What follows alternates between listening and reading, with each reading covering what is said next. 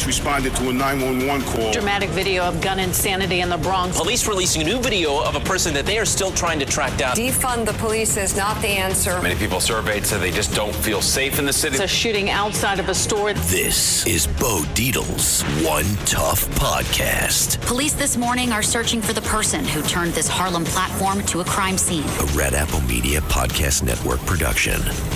Now, here's Bo Dietl. Hi, everybody. This is Bo Dietl here. Bo Dietl's One Tough Podcast here. Well, I'm going to bring up the little news, and then later we're going to have a really great guest, the new head of the New York City Police Department, the Detective Endowment Association, Scotty, my guy. He'll be on next. But let's get up to date. Current news. Here we go. Vice President Kamala Harris did a real surprise attack. She just brought in someone who's to the left of her, Governor Tim Walz.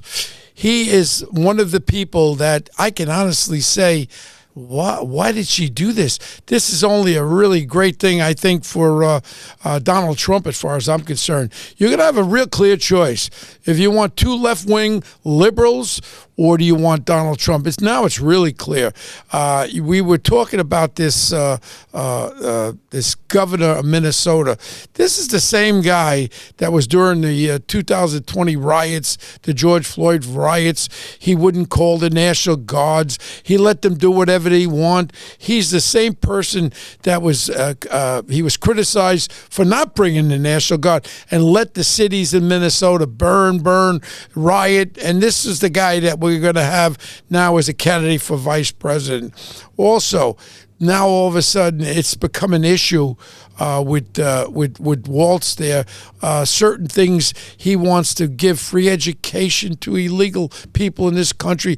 He's looking at having people vote in this country. This guy here is now the people. You have a real choice.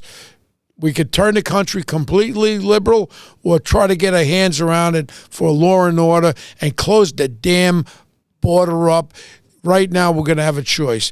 Also, now we find out that there was another assassination attempt on Donald Trump, where there was an undercover that was approached by an Iranian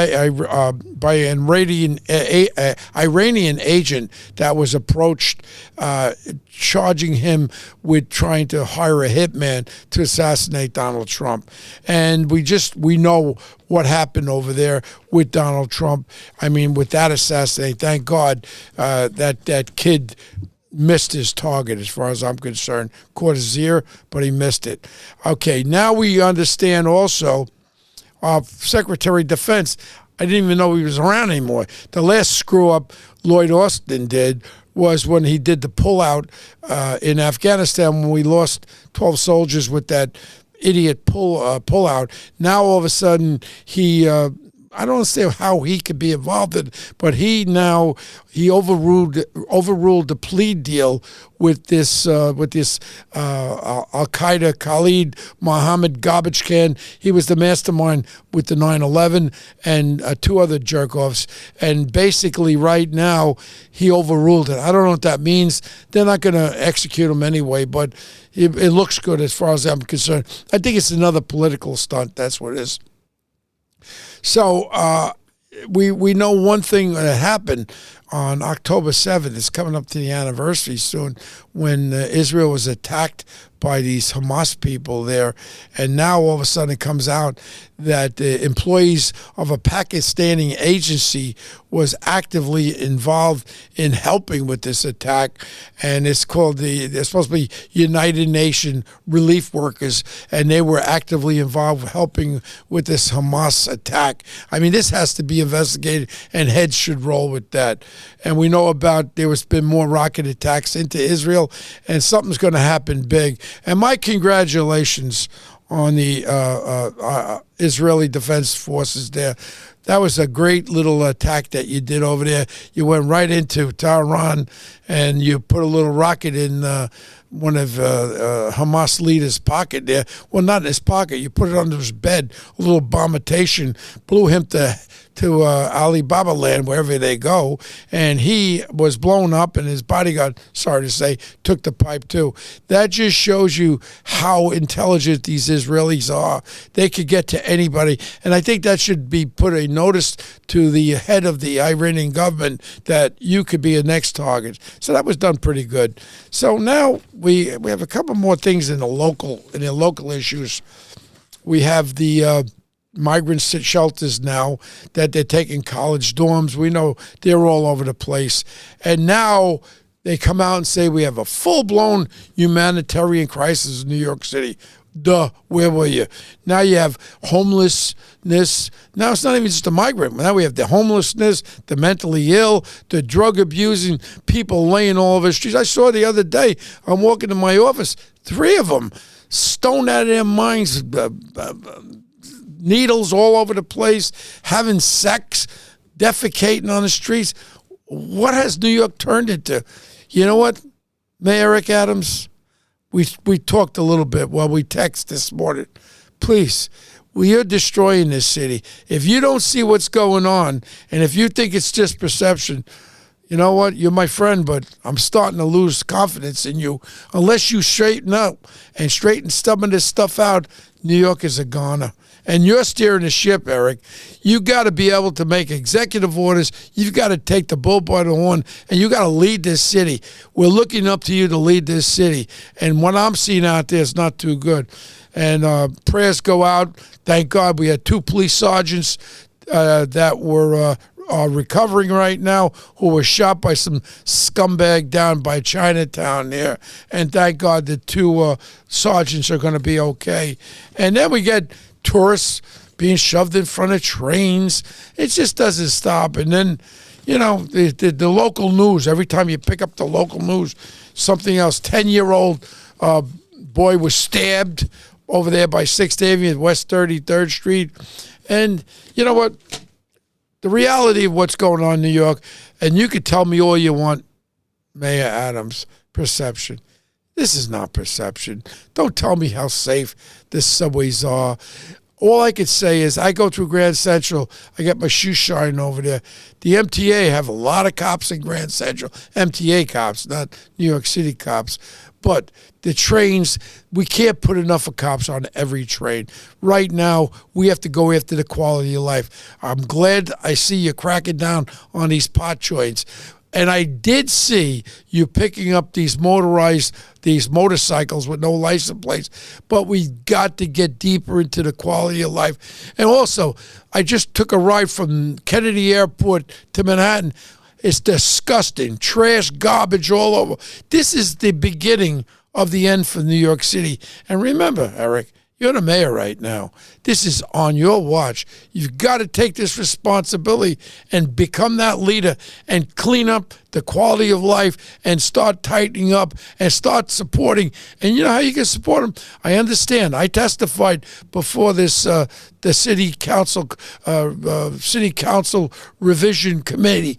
Nothing ever happened with that. I asked that we put it on the ballot that you, as the mayor, can override the city council. It just went on to deaf ears. So we're going right back into the whirlpool. It's like a toilet bowl. It's becoming a toilet bowl in New York City. Mayor Eric Adams, please, you're the mayor. Help us pull out of this. Now I'm going to bring on my guest, the new head of the Detective Endowment Association, Scott Munro. Thank you. Hi, everybody. Welcome to Bo Dietl's One Tough Podcast. You know, we've been doing a lot. I think I'm up to about 140 podcasts. But today I have a really interesting guest. You know why? Because I'm part of him. I'm part of the DEA union. That's the Detective Endowment Association. And I'm very honored to be part of them. And I have a real respect for my next guest right now. I know him for quite a while.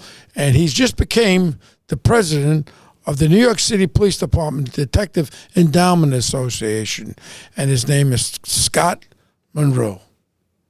Am I pronouncing it right? Yes, you are. Of course, sometimes they like to pronounce it different ways, Scotty. Yeah, sometimes they put an E, Monroe, but it's Munro? Scott Munro. Yes. Munro, okay. Yeah. All I know is one thing. I'm really happy that you've taken over the reins. You know, as far as with the union goes, I know all the old presidents from Scotto go back. And my only problem was after being retired, you were like a has-been and people forgot. But I still pay union dues, and I've recognized myself as being a New York City detective. And it's probably the biggest honor any detective can ever have. And I don't care where you're from California, around the world, a New York City detective is probably the most looked after person as far as the capabilities and all that. And congratulations being named as our new president of our union. Thank you very much, bro. So basically, when you came on board now, you're going to change a little bit of what has been. Am I correct? You have a different vision on it. Now, one of the things that we spoke about that I really like about you, usually when someone becomes the president of a union, it's you're the emperor. It's I do what I want. But you were talking to me, and you're going to be doing something a little different. You're going to be getting what your membership wants you to do. When something comes up to vote on, you want what your membership wants. If there's a retired fella, even a cop or a detective that's involved in something, you'll weigh it out, and you'll be the democracy of the way it should be, what your people in the union want you to do. Am I correct? Yes. So basically, when you have different issues that come into play, now we got to deal. We know how it is with our current governor and how, I'll be very honest with you, I was with her a couple of months ago. I gave her a $5,000 contribution, and her husband was there, and he really quite nice guy. He was a former AUSA out of Washington, D.C., and I grabbed him. Oh, he was a Bo Dietl fan and all that. I said, I'd like to talk to the governor. Please bring her over. So I said, look, Ms. Governor, I don't know what you call him, her. I said, this thing, as far as with these illegals in New York City and New York State, why can't we come up with an executive order? You could circumventilate the city council that every time we try to do something, I mean, whether it be a headlock, cameras, computers that somebody asks for directions, you gotta put it onto the file. You gotta waste time. I said, how about doing an executive order and lets anybody who's arrested on a felony, who's illegal in this country, why can't we turn it over to ICE? All I got was a hamada. And my feelings are, I don't understand. You're the governor. You're the head of you're the boss. Same as the mayor. As I talked to Eric Adams, and I brought the same subject to him. You're the mayor of New York City. Why can't you formulate an executive order? And these are things that I think are very important. You being the head of our great union are issues I really think that you now, as the president, could bring this forward, right? Yes. So we're working on having an open dialogue with the governor's office. Actually, we have a upcoming meeting coming up. Yeah. Basically, our concerns are, we have, of course, bail reform. We want to speak a little bit about that with the governor. But what's real important here, bail reform is number one on our list, but what's real important here is we're losing detectives every day. We're losing experienced detectives every day because under the Tier 2A, which they call it, okay, I'm Tier 2 when I came on the job in 1992.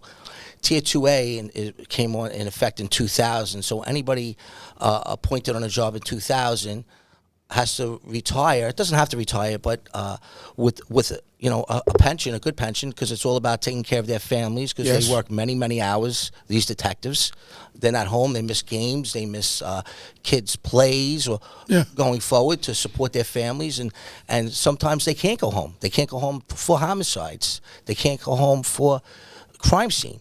Mm-hmm. And what's happening is we're losing many of these detectives because their last year of their income is what their pension is. Yeah, and if they're on overtime, they look at, and the environment that's out there is not very supportive of our cops and our detectives. They figure, look at, now they could come after me personally and sue me and take my house out on Long Island away from me, lose my pension, and maybe go to jail. And now I made all this money. What is my incentive to stay? To get in trouble? Right. And it's very hard to keep up with those hours the following year. So they retire at their last year under that tier. See, under my tier 2 it's either your best 3 or your last year, which one you choose to do. But we have detectives leaving now that don't want to leave. And they can't sustain those 300, 400 hours overtime every year. It's not healthy. It's not healthy for their families. It's not healthy for them. It's not healthy. It's not safe. And we're trying to get that tier changed so I can have the person, the detective from crime scene that won't retire, the detective from homicide that won't retire. And that's important. Counterterrorism. We have detectives everywhere. Even aviation. We have people that are qualified to fly in aviation. We're losing them. Okay, so we hold many different positions as a New York City detective on this job. It could be patrol, it could be counterterrorism, it could be riding a horse, it could be any of those, and we're losing our experience, and that's hard. And let's realize, a cop comes on, become a patrolman at 20, 21 years old. Now you can retire at 41. Right now, the intelligence that you have of all that education of being a detective, and I was very fortunate to become a detective for the New York City Police Department, you always got trained by the people with experience. You can't go to a school and say, I want to go to detective school, I want to be a detective. It's a sixth sense and you know all about that. But it's also listening to other detectives and they teach you. And if we lose the teachers for these young detectives coming up, who's going to teach them, Scotty? Who's going to teach them? I don't know. This is the problem that we're having. And I'm thinking in the next few years, they're going to be able to retire. It's important. You want to keep crime down in New York. You want to keep crime down in New York. You need to keep your experience here. You need to keep them here. And going back to, say, crime scene or homicide, these are all trainings that they take. And even flying a helicopter. Oh, yeah. Okay? It's experience. You're training them. And then they have to leave. Scott, but the initiative that you're trying to bring is, what is that exactly? And obviously it's the governor that could do it. Go ahead. My members don't want to leave, but they have to for their families' sake. So what would be your idea to the governor, how we could keep this the cream of the crop? We have to change tier 2A back to tier 2. And there's a few other changes, I'm sure, in there that we're going to be working on moving forward. But right now, this is our main concern, is making sure, a detective walking out the door would say 23 years, 24 years, that's a great detective. And he has aspirations to become a second or a first grader. Yeah. And they can't get that because they made that money and they have to leave then. And like I said, it's very hard emotionally on anything on a detective when they work these hours. Yeah. It just brings up, and we have a mutual friend. I think he's going to come on the show. Joe Kenny, our chief of detectives, probably one of the best qualified chief of detectives we've ever had, as far as I'm concerned. He's a detective's detective, a cop's cop, and I love Joe Kenny. Yes. And the thing is that, I was involved with somebody who was a football player on the New England Patriots coaching staff there, and they put a Mickey in his drink, and he had his Super Bowl ring taken. Totally. Then the great detectives of the Midtown North Detective Squad, including the lieutenant and great detectives over there, got involved. And I got knocked off my feet how they were able to solve this case and arrest the people that did it. And I never realize this web of camera systems that we have throughout New York City. Great tools. I mean, back when I was a detective, we didn't have the kind of DNA evidence and all that.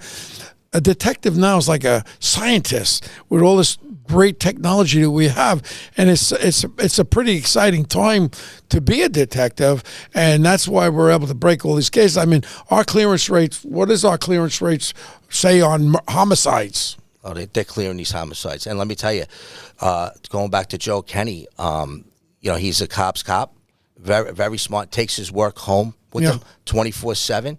That was the right decision to make him chief of detectives here. 100%. I'll never forget a night not too long ago, maybe a year ago or whatever, after Joe was become the chief of detectives. We had dinner, and it was Joe got us. Joe takes the train to Long Island sometime. I mean, this is your chief of detectives. This is what kind of a guy he is. Yeah. And he just gets home, and then we had, I think, five stabbed to death in Rockaway of some. Joe was right back in there. Joe's right back on the scene. This is our chief of detectives. That's all. It's not going to be like some of them when I was on the job there. We couldn't find our commissioner, our police commissioner, for 3 days with the Palm Sunday massacre. 10 dead, and he was missing in action for 5 days. Joe's a cop that's on top of everything. But all this technology, all this talent that we have, we can't lose it, because the most experienced detectives are the ones that bring that to solve these kind of crimes. Now, you as a detective, you were involved in a case that I'm pretty familiar with, and it was a case where a fella came on the force with me, a guy named Vendetti, was a cop that came on the force with me, and he was killed by an organized crime capo, Fritzy, and that was over there in Queens, I believe it was near in Queens, right? Yes, the Ridgewood Diner. Yeah, at the Ridgewood Diner, and there was an operation going on, a surveillance operation with Vendetti and his partner. I think her name was Kathy Burke. She was a detective that was involved with this thing, and then the shooting occurred, and a shot was fired by Kathy, and then Fritzy there opened up and ended up killing my friend Anthony Vendetti, and it was a horrible thing. And these are things that people have to realize, happen out there. You investigate, but they didn't convict him right away. You were part of getting him completely convicted on it. Am I correct? Yeah, not on the homicide. We were able to convict him on racketeering on the case that I had. I had worked with great detectives. Yeah. We had a team of 12 to 14 detectives on this team, with a lieutenant and a sergeant, and it was like old school stuff that you see out in the movies. We were up in Starrett City. We had wiretaps, we had bugs, and I was fortunate enough to be the case officer on that case. Yeah. And I learned a heck of a lot, and I enjoyed it. We used to run to work, so it was like what was happening the next day, and the guys and the morale, everything was great with these cases, in the past that we've done. Yeah. But the job has changed drastically on how they operate these cases. Yeah, and Scott, I'd like people to know a little bit about. You live on Long Island. Yes. And you have your family out there. Yes. You go back and forth too, and you come into New York every day, obviously. Yes. And more about yourself. So a little birdie told me you're a bit of a fireman too out there. Well, yes. I started off, my grandfather started a firehouse out in Hauppauge in like 1931, and I became a member there when I was 16. What was that, horse and wagon? Horse and wagons, yeah. And my dad was a member there, so it was 4 generations we've had. My son's the 4th generation at the time. And basically, I ran for fire commissioner in 1997, which is an elected position through the town. In the town, not in New York City? No, in the town. Oh. And well, you should have ran for fire commissioner here. Yeah, you would have been a lot better than the last one they got rid of. But go ahead. And I basically was a fire commissioner. I presently am there, still a fire commissioner. I volunteer in the town now. My term is ending December 31st, and I did 28 years there, and I learned a lot, and I brought a lot of that information that I utilized there with, say, like legislation, medical, dental, all of that to the union. So I was able to utilize that, volunteering, enjoying what I did, and bring it to my job. Well, our benefits, I don't take advantage of them as much as I should, but some of my ex-partners do. We have one of the greatest dental plans. They're trying to get rid of it because it's so damn good. Guys are getting all these veneers and caps, and they go, Bo, why don't you get like veneered up, and you got a great plan there. I don't do that. I don't need no veneers, but someone who really has problems with their teeth, our dental plan is superb. A couple of my friends are lieutenants, and they're not doing as good as you guys did, and that's my really congratulations for really working on all these health plans and everything for the officers. And we know what we're losing all the time with the 9/11. I was down there, and I'm sure you were down there. And a lot of the fellas are getting sick, and that's another thing is they're fighting again in Washington to get more money behind this. Am I correct? Yes. And what the DEA obviously is back because Of course. you have a lot of retired members that have succumbed to diseases that they caught down there in 9/11. And so what about your siblings or your kids? What are they doing? Anybody on the job? Yeah, so I have 4 children. I have a son that's in the Drug Enforcement Task Force, my son Scott, who's a detective. I have my middle son who's actually making detective on August 30th. Tell your son Scott I sent my regard. And I have my one son that's he's in charge of buildings for out in Farmingdale, and he's 25 years old at this time. He didn't want to come on a job right now, so I guess he's going to hold off, and he may go a different direction than the other two. And I have a daughter that just graduated Stony Brook College. Oh, my daughter went to Stony Brook too. Yeah, great college. Yeah, but so you have your whole family around there in Long Island, and you love Ropke's, right? We love Ropke's restaurant, right? Yeah, you know, and this is what I tell you, like, you know, it's very hard with some of the stuff. Like, you have to have a, you know, I had 4 children, and you know, they all did college, and and I'm proud of them. They all done very well. But you know what? The credit really goes towards you know, my wife that stayed home while I was out working. Yeah. Now, as far as, you know, you being the president now, what kind of other innovations are you trying to bring as far as with the DEA? Well, I have a very, very great, I have the best board. I've been on this board since 2012. Yeah, that's what I wanted to ask you. What kind of board did you bring in that's different than the old boards? Okay, so the board that I brought in is very diverse. I wanted a vice president that was out there in the grind. I didn't want to do a transition of somebody that was on the board with me presently. I wanted somebody that was out there in the grind. So you did a clean slate? I changed some things around, not a clean, but it wasn't business as usual. No, and there was some hurt feelings with some positions, but I wanted to make it very diverse. That was important to me. We have the first female welfare officer who works in the Bronx in the squad. We've never had a female on this board. This board was formed in 1917. I'm actually the 12th president sitting here, and I thought it was important that we did this. And everything is working out great. Everybody brings something to the table. Everything's out there on the table. There's nothing very transparent is what I'm saying. Everything is transparent, and we work as a board. I put a lot of committees together, and one of the committees that are coming up right now is the Political Action Committee, where we're vetting all of these politicians, the Assembly and the Senate. Good. Let's see what they're really about. Yep. And if you believe in law enforcement, whether you're a Democrat or whether you're a Republican, we're going to endorse you. And that's actually what I'm doing right now with the presidential poll. Never done before.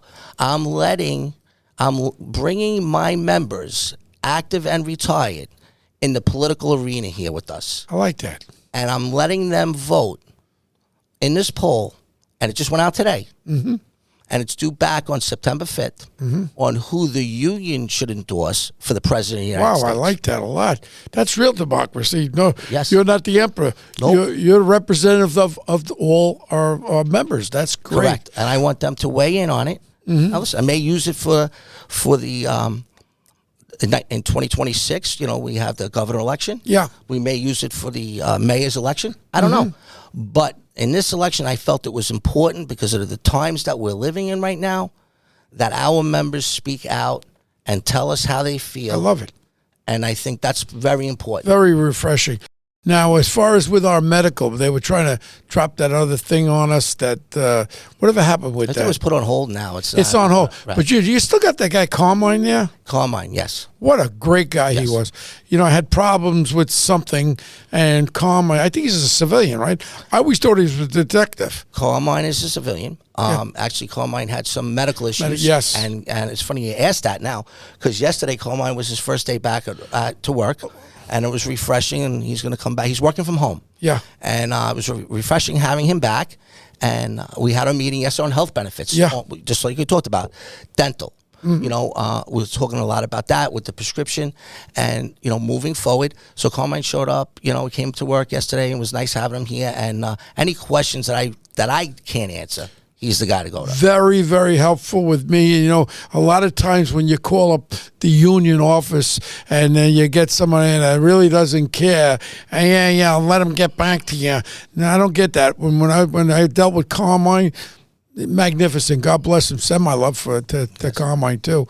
And as far as now with going forward, like we mentioned about all these political action committees, you know, it really hurt me when. Well, you got to understand, when I ran for mayor, I didn't want to run for mayor. I really had no interest in it because I know I have a lot of skeletons in my closet. I did Imus in the morning, 39 years. I said some off-color stuff. It was an entertainment show. It was fun. People laughed. But today, nothing's acceptable. Whatever you said, you got to eat, and that's your responsibility. So when Ken Langone from Home Depot came to me, he said, Bo, run for mayor. We got to take Big Bird de Blasio out. And the next one came was Steve Cohen, that owns the Mets, billionaire. Bo, run. So they said, but you have to run as a Democrat. I said, you know what? I really don't care, Republican, Democrat. I am who I am, and my attitude is to help the people in New York and make it safe, obviously. That was one of the most important reasons I was running. And then, to my astonishment, what they did to me was so horrible. I changed my party line from Republican to Democrat, and I checked the box, and then I checked the independent, and now I'm running. All of a sudden, David Goodman from the New York Times calls me and said, Bo, you're not on any line. I call up the Board of Elections, the head, and they go, well, you made a mistake. You checked 2 boxes. Although it's been done many times, we'll send you an affidavit. We'll put you on. Okay, I did everything. 1 month goes by, 2 months. David Goodman calls me back, says, you're not on any line, Bo. I call him back. He goes, well, we had a meeting, which was all, I could say it on my podcast, it was all bullshit. The Board of Elections was controlled by de Blasio. Next thing is I get Marty Connors from Brooklyn State Senator, former state senator, gave him $40,000. I retained him. We're going to sue for me to get back on the Democratic line. First Supreme Court. First thing is the judge there. In my courtroom there, the general counsel for Bill de Blasio and 2 lawyers. Why are they in my courtroom? Nobody can answer that. Next thing is the judge doesn't even listen for hearing. She goes, well, Mr. Dietl, I went over this case. There's no need for hearing. You are not going to have a line in this mayor election. I wouldn't stop. I went out, I raised $1.5 million. I put $300,000 of my own money in there. And I ran, but I was running with no line because they wouldn't allow me to run. This is politics, and I really got my taste of it. You know, until today, people say, oh, Bo, you should run. I wouldn't run for dog collecting because I learned. But the only real problem about this was my own union, my DEA, when I'm running.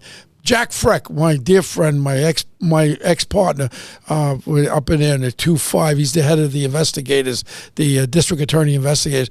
He came out, endorsed me. I go to the PBA. I said, come on, guys. You know, what's going on? I go to the DA. Come on, guys. None of them endorsed me. Now, I'm an ex-cop, an ex-detective, and all of a sudden I couldn't get an endorsement for my own unions that I'm paying union dues. What are you going to do? Who are you going to endorse? Who would be a better person to stand up for cops and detectives than me? I don't know, but that kind of hurt me really bad, Scott. And when I first met you, I think I told you the story, and it kind of hurt me, and you said something to me. You said, you know what, Bo? Things are going to change with me. When we have a real good candidate that is part of us, part of our people, we're going to get it out to the public, to the members, and what they want. And who else would you want to endorse? The same interest. I had the same interest that you have, and that's something very important, Scott. You're 100% right. So we are, there is going to be, I believe, I don't want to come out yet and say it, but there will be a candidate, I'm sure, that's going to be running who's a retired detective. And, you know, we're going to endorse him. And that's just the way it's going to be. Well, that's my opinion. Like I said, I'm going to have a committee together. We're going to discuss it. Yeah. But I have feel very passionate on making sure that we endorse one of our own. Okay, especially because you know what, they think the way we think. Of course. And that's just the way it should be. And I understand that there's a lot of politics involved, whether you endorse this guy or that guy. But you know what? Sometimes you're going to have to make these decisions. Right.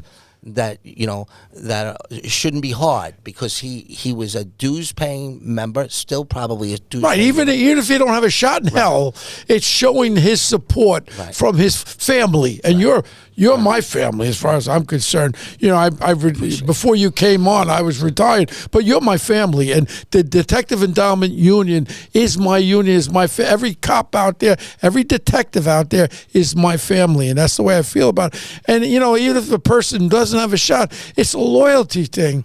You know, he's going out of his way, he or she are going out of their way to run for a political office. Why can't the union that they're part of and support be part of them? And it's important. Yeah, and it's right. No one understands how it is to be a New York City police officer, detective in any rank. Yeah. Okay, you put your gun on, you get your shield, you go to work, you miss holidays with your families. Yeah. You know, everybody's by the poolside on 4th of July. Yeah. I've never been home for 4th of July in 32 years, okay?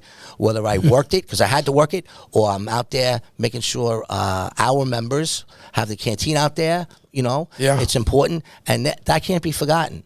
And that's important, you know, because no one knows what we do and how our lives are. We're not politicians, you know, at all. We're detectives. And, you know, why you're saying that is that, and so we don't, this board that I have, this great board that I have, I keep saying great because I'm so proud of this board that was put together and done. And we have like 5 release detectives that are in the office that haven't probably been out in the street in a few years, except for the Vice President, Ricky Simplicio, who's been out there in a 4-0. And like I said, that's why he's down here now, and he's seeing the other side of it. I'm actually going to go out there with our members, and I want to see what they do on a day-to-day basis. I'm going to dress down. If they're going to hit a warrant in narcotics or they're going to hit a warrant somewhere else, I'm going out there. And I want to see what they're dealing with, what they have to deal with on a day-to-day basis. Because I haven't been out there since 2012. So I think that's very important. I think it's very important that we do that. You know, Scott, I'm really, really, really proud that you're my president of my union. And I see in your eyes and your heart, you mean what you say. You don't run a line of crap. It's not like, oh, yeah, I'm the president of the DEA of the New York State Police. No, I'm a member of that, and I represent my membership. And that's a really refreshing way to see people in these political things. I mean, you're not no Jimmy Hoffa, put it that way. But I really, really thank you. And this is your first show since you became the president, huh? Yes, it is. I told you, you're my first show. You were going to be my first show because you're a retired detective, and I've been asked to be on numerous shows, and I said, nope, I'm doing Bo's show first. That's it. So I'm more than a retired detective. Yeah. I'm one of your biggest cheerleaders, too. I appreciate that. And I really mean that, and it's just so exciting that we're looking forward to a future, and any kind of help that I can be there. If you have a down-and-out detective or whatever I can ever do on the private side, I'll be there. If I got to put guys to work, whatever I got to do. That's what we need. That's what we need. I want everybody involved. I want the retirees involved. I want everybody involved. And we're going to end this show, but we're not going to end this show because you and I are going to go together, and I hope to be together with you, and maybe we'll grab a little dinner. I'll get you up to Rayo's there, and we'll have a little meatballs and spaghetti up there, right? I appreciate everything. I appreciate being on the show. I appreciate everything. My members appreciate it. And look you see that? 3892. That's the old Bo shield, and I'm so proud of that shield. And, becoming a New York City cop was great. Well, that was like the end of the world. And it was just funny, to go into a little bit of a story is I was a white shield guy working with a detective. They had the specialist detectives. At first, they were specialists. And I was number 1 in overtime. I was making a lot of money for overtime. I needed it to live my lifestyle. And 76 or 77 or 77, 78, I was on the front page of the New York Post for number 1 overtime earners in New York. And I'll never forget, Inspector Grinwald was my deputy inspector at 2-5. I got thrown out of, I was one of the original citywide anti-crime, became street crime.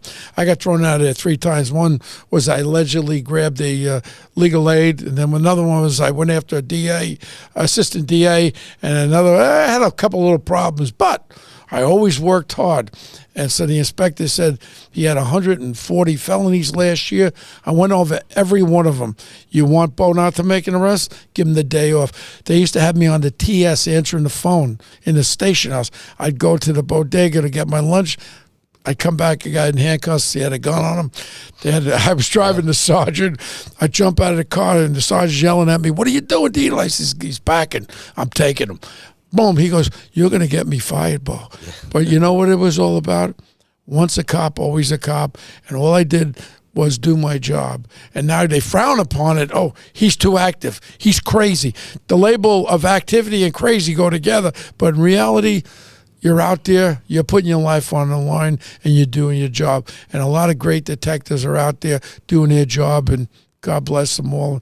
And thank you for being on my show. Thank you so much, Scott. Thanks for having us. All right. Thank you very much.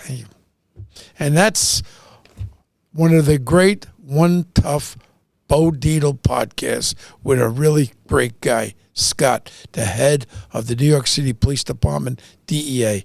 Thank you, Scotty.